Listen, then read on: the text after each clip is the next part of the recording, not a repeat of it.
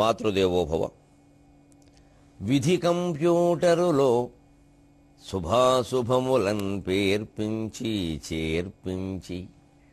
జగన్మాత విధి కంప్యూటరులో శుభాశుభములన్ పేర్పించి చేర్పించి తద్విధమెల్లన్ చిన్న చిన్న రేకులను ముద్రింపించి తద్విధమెల్లన్ చిన్న చిన్న రేకులను ముద్రింపించి హృద్వాసనాస్పద బంధంబున వానిబేర్చి హృద్వాసనాస్పద బంధంబున వానిబేర్చి మము సంసారంబునంద్రిప్పుచుండి ధవున్గూడి ప్రమోదమందెదు భవానీ ఏమి న్యాయం వగున్. ధవున్గూడి ప్రమోదమందెదు భవానీ ఏమి న్యాయం వగున్.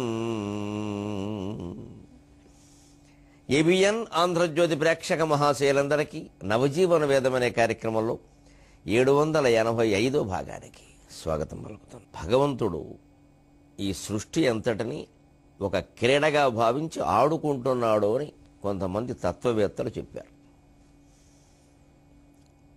నిజానికి అది ఆట అనడానికి వీల్లేదు. ఆడుకుంటున్నది ఆయనే, ఆటలో పావులుగా వినియోగింపబడుతున్నది ఆయనే. అసలు ఆటే ఆయన. ద్రష్ట, దృక్కు, దృశ్యము అన్నీ ఒకటే. తత్వం లోతుల్లోకి వెళితే కర్త, కర్మ, క్రియ అన్నీ ఒకటే. అదే విష్ణు సహస్రంలో చెబుతారు. విశ్వమూర్తిర్ మహామూర్తిర్ దీప్తమూర్తిర్ అమూర్తిమాన్ అనేకమూర్తిరవ్యక్త శతమూర్తి శతాననక అన్నాక ఏకో నైక సవః కిం యత్తత్పదమనుత్తమం. ఏకః నైకః కః కిం యత్ తత్ అని నువ్వే అంటే అర్థం. అది ఆయన ఆడుకుంటున్నాడు అంటారు, కానీ ఆయన ఎవరితో ఆడుకుంటున్నాడు? ఆయనతోనే ఆడుకుంటున్నాడు. మనతో ఆయన ఆడుకుంటే ఆయన పెత్తందారు అవుతాడండి. భగవంతుడు పెత్తందారు కదండి. అందుకే ఆ ఆట ఎలా జరుగుతుందో చెబుతూ ఇక్కడ అమ్మవారి ప్రార్థనలో మనం సరదాగా ఆవిడని అభ్యర్థిస్తున్నాం. కాసేపు ఆవిడ వేరు, మనం వేరు. కాసేపు కూడా మనకు తెలుసున్నంత వరకు అంతే. అందుకని విధి కంప్యూటరులో శుభాశుభములను పేర్పించి చేర్పించి జీవులు చేసినటువంటి కర్మఫలాలన్నీ వాళ్ళ మనస్సుల్లోనే జ్ఞాపకాల రూపంలో ఉంటాయి. అదే విధి, అదే ఒక కంప్యూటర్. అందులో మొత్తం ఫీడింగ్ అయిపోయినట్టే. ఆ చేర్పించి పేర్పించి అంటే అర్థం అదే. శుభం అశుభం కూడా, మంచి చెడ్డలన్నీ వాటినే పాపపుణ్యాలంటాం. ఏముంది? తద్విధమెల్లన్ చిన్న చిన్న రేకులను ముద్రింపించి. చిన్న చిన్న రేకులు అంటే చిప్స్. మొత్తం ఈ విధానం అంతా కూడా చిన్న చిన్న చిప్స్ మీద, రేకుల మీద, హృదయంలో ఉండేటువంటి మనస్సులో ఉండే పొరలు, కనిపించని పొరలు, వాటి మీద ముద్రణయ్యాయి. ఇవే జ్ఞాపకాల రూపంలో. అందుకే పాపానికి భయపడాల్సిన పనుల, పాపపు జ్ఞాపకానికే మనం భయపడాలి. ఆ జ్ఞాపకం ఉన్నంతకాలం పాపమైనా పుణ్యమైనా అనుభవించక తప్పదు. అవి పోవాలంటే ఏం చేయాలి? మనం ఇదివరకే చెప్పుకున్నట్టుగా ఒక సీడీలో కొత్త పాట రికార్డు చేయగానే పాత పాట పోయినట్టే మన మనస్సులో ఉండే పూర్వ జ్ఞాపకాలు, పూర్వ జన్మల జ్ఞాపకాలు కూడా పోవాలి అంటే అంత లోతుగా, అంత బిగింపుగా భగవన్నామాన్ని అందులో ముద్రించాలి. ఎప్పుడు మనస్సులో కొత్త ముద్రలు రాగానే పాత ముద్రలు పోతాయి. మన జీవితమే మనకి లెక్క. చిన్నప్పుడు మనకి గుర్తున్న వాళ్ళందరూ ఇప్పుడు గుర్తులేరు. మనతో తిరిగిన వాళ్ళందరూ ఇప్పుడు మనకు గుర్తులేరు. చిన్నప్పుడు పుస్తకాల్లో మనం చదివిన విషయాలన్నీ ఇప్పుడు గుర్తులేవు. 3వ తరగతిలో ఉండగా పాఠం అంతా అప్పగించాం ఉపాధ్యాయుడికి. ఇవాళ ఆ పాఠాన్ని చెప్పమంటే చెప్పలేం. ఏదో కొన్ని ముక్కలు చెప్పచ్చు. జీవితం కూడా అంతే. ఎందుకంటే మళ్ళీ గుర్తు చేసుకోలేదు. సరిగ్గా జీవితంలో జరిగిన ఏ ఘట్టమైనా సరే మళ్ళీ గుర్తు చేసుకోవడం మానేస్తే, ఎక్కడదక్కడ వదిలేస్తే ఏమీ ఉండవు. వదలలేకే తాపత్రయపడుతుంది. ఆ ఏర్పాటే, ఆ ముద్రింపబడే ఏర్పాటే భగవంతుడు చేశాడు. దాన్నే భగవంతుడు శక్తి అన్నాం. విధి కంప్యూటరులో శుభాశుభములను పేర్పించి చేర్పించి తద్విధమెల్లన్ చిన్న చిన్న రేకులను ముద్రింపించి హృద్వాసనాస్పద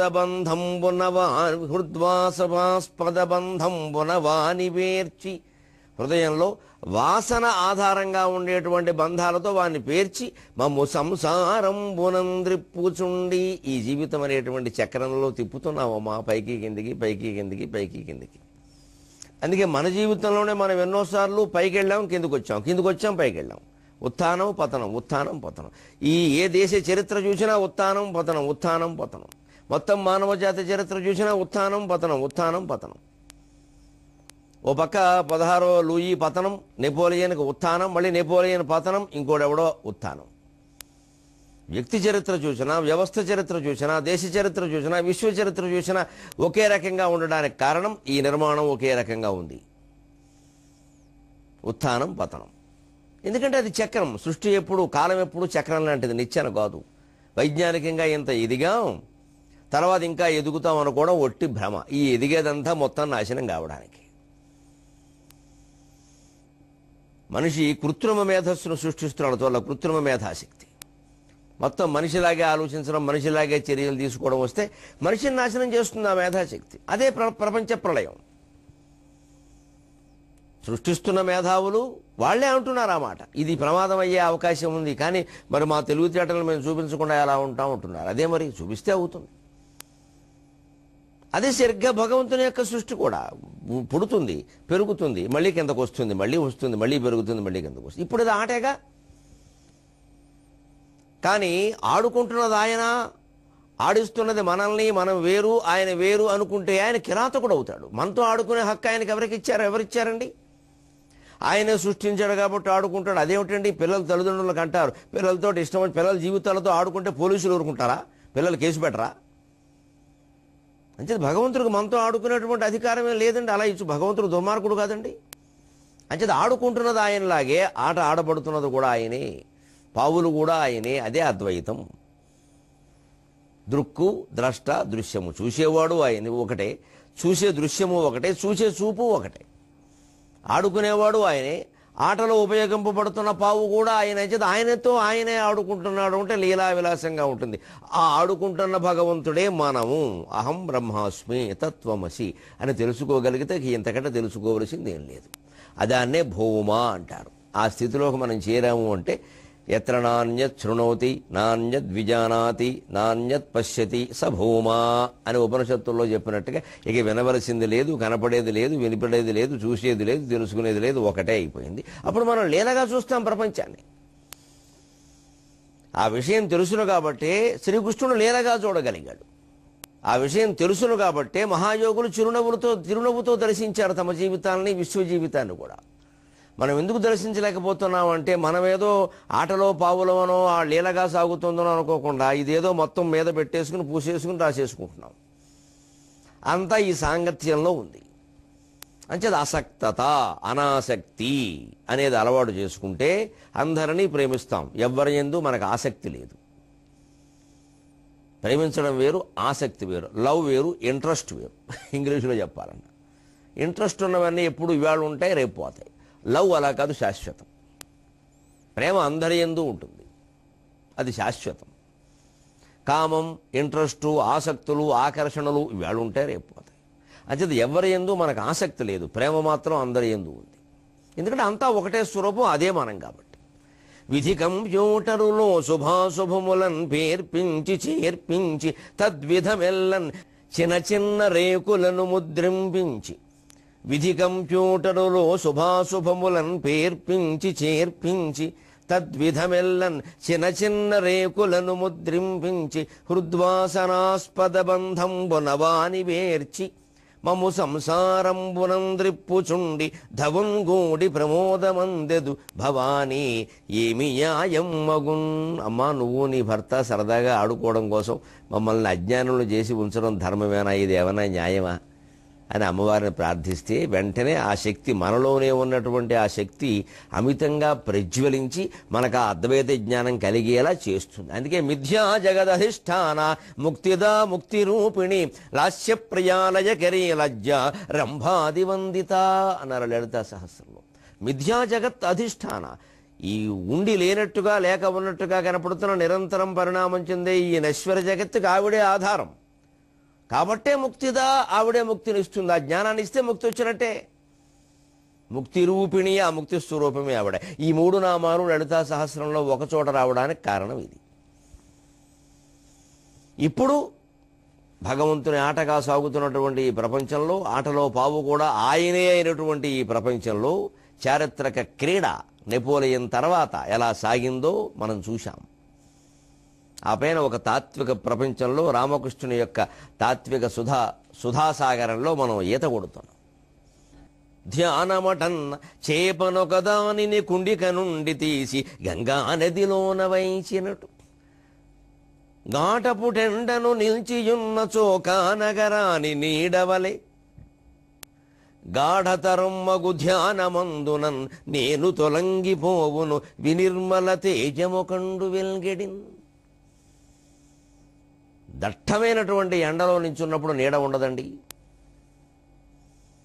సాయంకాలమే నీడ ఉంటుందండి, లేదా ఉదయం ఉంటుందండి, మధ్యాహ్నం ఉండదండి. సూర్యుడు నడినెత్తున ఉంటాడు, మొత్తం అంతటా అదే ప్రకాశం, నీడకి అవకాశం లేదు. అలాగే అద్వైత జ్ఞానం ఎక్కడ సంపూర్ణంగా మిట్ట మధ్యాహ్నపు సూర్యుడిలా ప్రకాశిస్తుందో అక్కడ నీడలకి, గోడలకి, పేడలకి అవకాశం లేదు. నీడంటే ఓ భ్రమ, గోడంటే ఓ గీత, పరిధి గీసుకోవడం, ఇక పేడంటే మనం పూసుకోవడం, తాపత్రయం, దేనికి అవకాశం లేదు. జ్ఞాని అయినవాడు దేన్ని పూసుకోవడం, రాసుకోవడం, కానీ అన్ని చేస్తాడు, నిమిత్త మాత్రంగానే చేస్తాడు. తాను చేయడం వల్ల ఏదో అయిపోతుందని అనుకోడు, కానీ చేస్తాడు.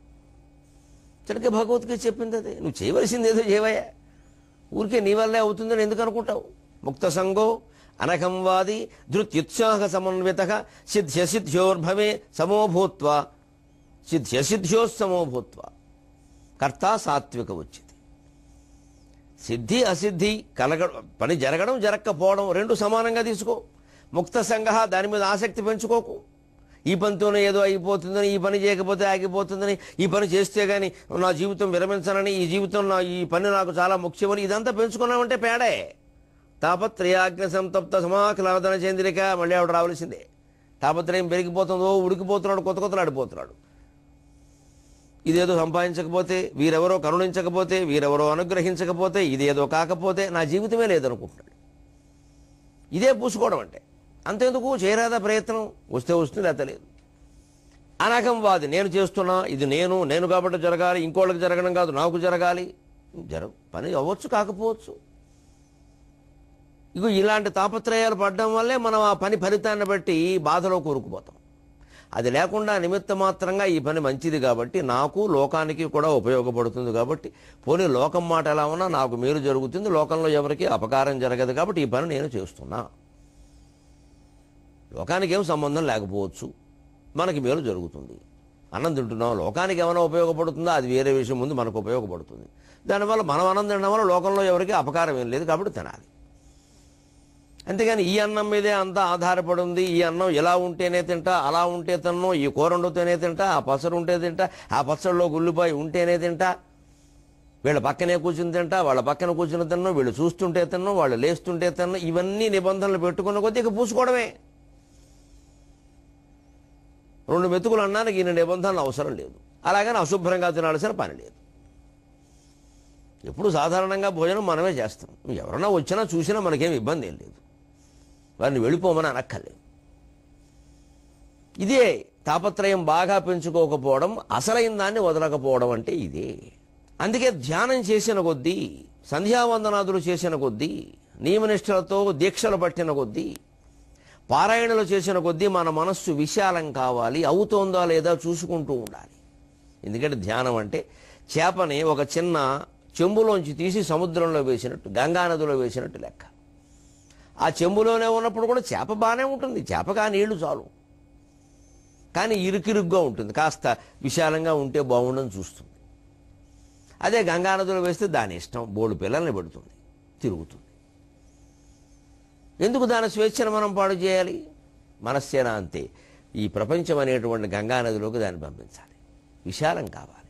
మన కులాన్ని, మన మతాన్ని, మన ప్రాంతాన్ని, మన జాతి భేదాలని అన్నిటినీ మర్చిపోవాలి, అందరితోనూ కలిసిపోవాలి. అదే ధ్యానం, అదే మహాయోగి లక్షణం. మన పూజలు, మన పురస్కారాలు, మన దీక్షలు, మన తీర్థాలు, మన యాత్రలు అన్నీ మనలో విశాల భావాన్ని పెంచాలి. పెంచకపోగా మేము ఇవన్నీ చేస్తాం కాబట్టి మేము చాలా గొప్పవాళ్ళం అంటే ఇంకా అజ్ఞానంలో పడుతున్నాం అనమాట. మనమే గీతలు గీసుకుంటున్నాం చుట్టూ. గాఢపు టెండను నిలిచి ఉన్నచో కానగరా అని నీడవలే గాఢతరం మగు ధ్యానమందున నేను తొలంగిపోవును వినిర్మల తేజమొకండు వెలిగిడి. ధ్యానం చేశాము అంటే ఆ నేను అనేది కృత్రిమమైన నేను ఉందే అది పోతుంది. నేనెవడో ఒక మగవాణ్ణి, నేనెవడో ఫలానా కులం వాణ్ణి, నేనేదో ఇంత పొడుగున్నవాడిని, ఇంత పొట్టు ఉన్నవాడిని, ఇంత అందంగా ఉండేవాడిని, లేదా ఈ లోపం ఉన్నవాడిని, ఈ భావాలన్నీ పోతే అసలు ఇది ఈ శరీరం నేను కాదు అని అర్థమైపోతుంది. ధ్యానం పరాకాష్ఠ, అది ధ్యానం పరమ ప్రయోజనం. అది అటువంటి జ్ఞానాన్ని రామకృష్ణ పరమహంస ధ్యానం ద్వారా, నిత్య సాధన ద్వారా పొందాడు. ఆయనలాగే మనం కూడా నిరంతర సాధన చేసినందుకే నిరంతర సాధన చేయాలి.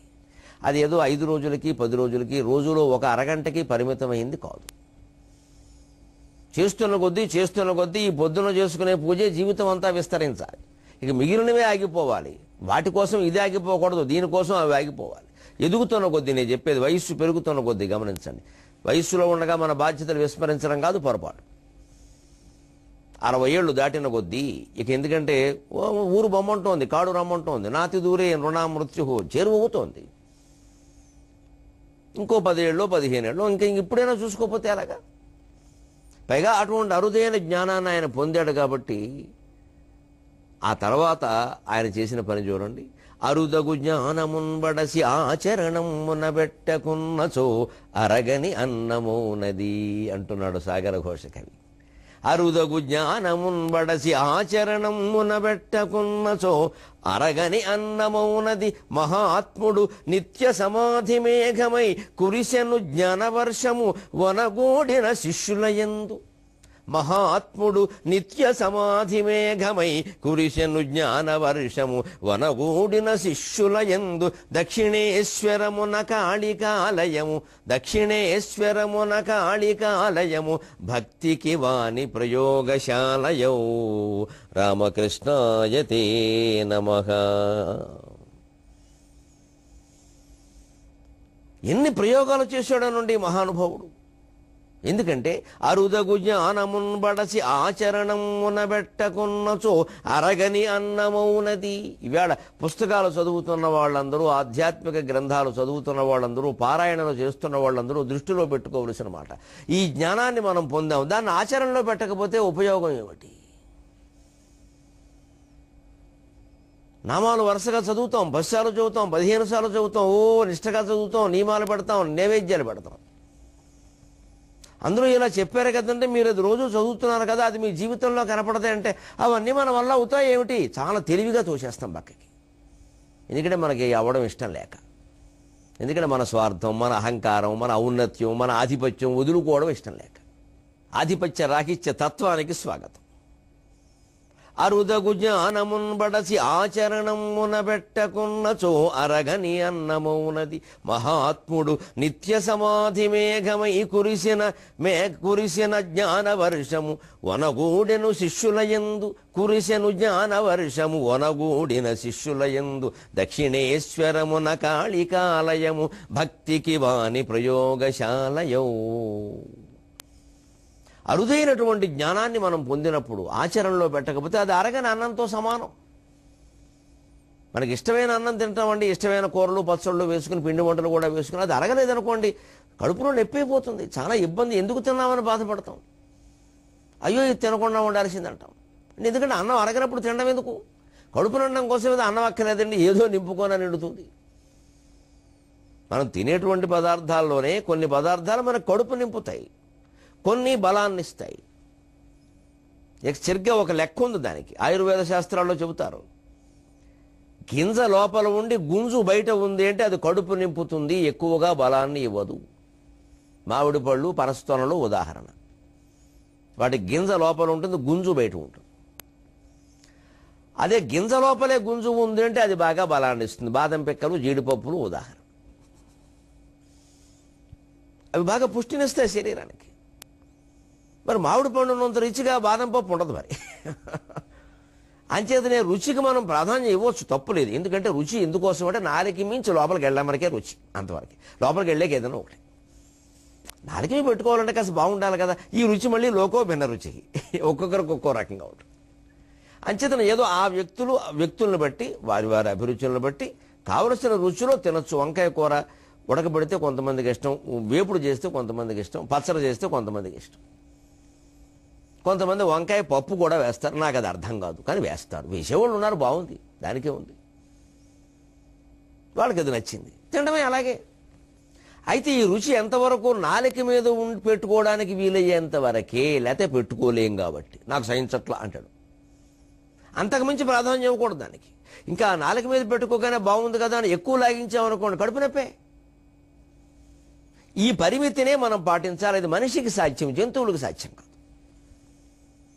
అరే విచిత్రం ఏంటంటే జంతువులను మీరు చూడండి, మనకంటే తెలివైనవేమో అనిపిస్తుంది. కడుపు నిండాక చచ్చినా తినవండి అవి. దూడ పాలు తాగినా అంతే, ఆవు గడ్డి తిన్నా అంతే. దానికి అయిపోయింది, దానికి కడుపు నిండింది అంటే ఊరికి అటు ఇటు తిప్పుతుంది, ఏటో చూస్తుందండి, చూడదు, తిందండి. అమృతం పెట్టే తిందండి. మనకు అలా కాదు, రుచిగా ఉందంటే ఒళ్ళు పై తెలియకుండా తింటాం. సరిగ్గా ఈ తిన్నన్నం ఎలాగైతే అరక్కపోతే కష్టమో, జ్ఞానం కూడా అంతే. పుస్తకాల్లో గ్రంథాల్లో గొప్ప జ్ఞానాన్ని మనం చదివి నేర్చుకున్నాము అంటే దాన్ని ఆచరణలో పెట్టాలి. చాలామంది చదివేటప్పుడు ఏమనుకుంటారంటే, నాకు చాలా బాధగా ఉంటుంది ఆ మాటలు వింటుంటే, ఒకప్పుడు నేను అలాగే అనేవాడిని, తెలుసుకుని నేర్చుకున్నాను. ఎవరికి చెప్పనప్పుడు ఈ జ్ఞానం అంతా దేనికి లేదండి. ఎవరికి చెప్పకపోతే వృధా అయిపోయేది ఏం లేదండి, ఎప్పుడు అవదండి. వివేకానందుడు చెబుతాడు, మహానుభావుడు, ఒక మనిషి ఎవరైనా, ఒక ఋషి అనుకుందాం పోనీ, ఒక గుహలో కూర్చున్నప్పుడు ఏకాంతంగా ఉంటే గుహకు కూడా బండరాయి పెట్టేస్తే గాలి కూడా చొరణ గుహలో ఉన్నా సరే ఆయన ఒక ఆలోచన చేసి, ఆ ఆలోచన చెప్పడానికి అక్కడ ఎవరూ మనుషులు లేక, ఆ తర్వాత ఆయన ప్రాణం పోతే ఆ శరీరం నుంచి ఆ ఆలోచన గుహ చీల్చుకుని బయటకు వచ్చి వెళ్ళవలసిన చోటకి పెడుతుంది, ప్రపంచమంతా వ్యాపిస్తుంది, కంగారు పడవలసిన అవసరం లేదని. ఆలోచనకు అంత శక్తి ఉందండి, మాటకి ఇంకెంత ఉంటుంది. అంటే మనమేదో చదువుకున్నామంటే ఎవరికో చెప్పడానికి కాదండి, అది వారి ప్రాప్తం. వారు మన దగ్గరికి వచ్చి అడిగితే చెబుతాం. జ్ఞానే మౌనం, రఘువంశంలో చెబుతాడు కాళిదాసు, జ్ఞానే మౌనం క్షమాశక్తం. జ్ఞాని అనేవాడు మౌనంగా ఉండాలి, ఎక్కువ చెప్పకూడదు. తాను చెప్పేటువంటి ఈ మాటలను తానే తగ్గించుకోవాలి, కటింగ్ అంతే. లేకపోతే ఈ జ్ఞానం పోతుంది. ఎందుకంటే ఈ చెప్పడం వల్ల చుట్టూ చేరే జనాలు, పొగిడేవాళ్ళు, వీళ్ళందరూ ఎక్కువైపోయి తానేదో చాలా గొప్పవాడిని, తానే లోకాన్ని ఉద్ధరించారని ఒక అహంకారం ప్రవేశిస్తుంది. అది ప్రవేశించకూడదు. ప్రవేశించిన వృద్ధి చెందకూడదు అంటే తన కార్యక్రమాలు తానే తగ్గించుకోవాలి. ఇంక చెప్పేది తగ్గిద్దాం, చేసేది పెంచుదాం. ధ్యానం, మౌనం, తపస్సు, అంతే. ఎవరైనా అంతే. లేకపోతే ఈ జ్ఞానం ఓ గడ్డిమేట్లా పెరిగిపోయి అడ్డమైపోతుంది. ఇది యోగికి అడ్డమైపోతుంది. ఇది వీడి చుట్టూ ఓ గడ్డిమేటు జనం చేరిపోతారు. ఇక్కడ వెంటనే వచ్చేస్తుంది ఆశ్రమం, పీఠం అన్నీ వచ్చేస్తాయి. ఇంకా దానికి అనుగుణంగా విద్యాలయం, ఆసుపత్రి చాలా వస్తాయి. ఇంకా చివరికి ఈయనే ఆసుపత్రిలో పడతాడు. ఆసుపత్రి ఈయనకే గతి అవుతుంది చివరికి. ఆయన ఆ వైద్యం అందుకుని కూడా పోతాడు. అలా పెరగనేకూడదు. అవసరమైతే ఆయన పోయినట్టు కూడా తెలియపరచరు, అదో కర్మ. ఆయన చేతిలో ఉండదు ఆయన జీవితం. ఎందుకంటే ఈ చుట్టూ పెంచుకున్న తాపత్రయం వల్ల జరుగుతుంది ఇది. అందుకే ఆచరణలో పెట్టటువంటి వెంటనే మౌనం, ధ్యానం, తపస్సు. లేదు ఈ శరీరం ద్వారా ఏదైనా లోకానికి జరగవలసిన ఉపన్యాసమో, ఉపదేశమో, కార్యక్రమం ఉంటే అది నిమిత్త మాత్రంగా, మళ్ళీ అందులో తాను ఊరికి మగ్గిపోకుండా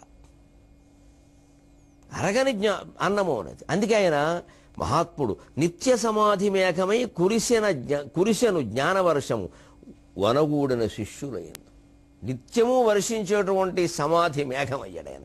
ఆయన సమాధిలో పొందినటువంటి అనుభూతులు, ఆ శక్తి ఒక మేఘంలా కురిపించాడు, వర్షంలా. ఎవరి మీద? వనగూడిన శిష్యులయ్యింది. గమనించండి, ఒక్కరిని కూడా ఆయన రమ్మని పిలవలేదు, ఎక్కడా ప్రకటనలు ఇవ్వలేదు. తన దగ్గర వాళ్ళు ఎవరిని పిలిచి మీరు పీఠానికి రమ్మని అందరికీ చెప్పండి, మీ ఊళ్ళో వాళ్ళందరికీ చెప్పండి, మీరు ఈసారి వచ్చేటప్పుడు మీ బంధుమిత్రులను తీసుకురండి, మీరు ఇక్కడికి వచ్చినప్పుడు అన్నీ ఇక్కడ నిలువు దోపిడి మీరు అన్నీ ఇచ్చేసి వెళ్ళిపోండి అని చెప్పలేదండి. ఇప్పుడు పుడుతున్నాయండి ఈ దౌర్భాగ్యాలన్నీ. ఆయన ఎవరిని పిలవాలా, ఏమీ చెప్పలా, ఎవరు ఏమి ఇచ్చినా పుచ్చుకోవాలా, అసలు పుచ్చుకోలేదు. దక్షిణేశ్వరమన కాళికాలయము భక్తికి వాని ప్రయోగశాలయు. ఆయన దక్షిణేశ్వరంలో ఉండి, కాళికాలయంలో ఉండి, భయంకరమైన మూర్తిగా ఉన్నటువంటి అమ్మవారిని పరమశాంతమూర్తిగా దర్శిస్తూ ఉపాసన చేస్తూనే తన ప్రయోగాలన్నీ చేశాడు. భక్తిలో ఎన్ని ప్రయోగాలు చేశాడో ఆ ప్రయోగాలు ఏమిటో 23.5 గంటల్లో మనం తెలుసుకుందాం. అంతవరకు భగవంతుడి గురించి ఒక ప్రయోగం మనం కూడా చేద్దామండి. ఒక ధ్యానం, ఒక స్మరణ రూపంలో. సెలవు.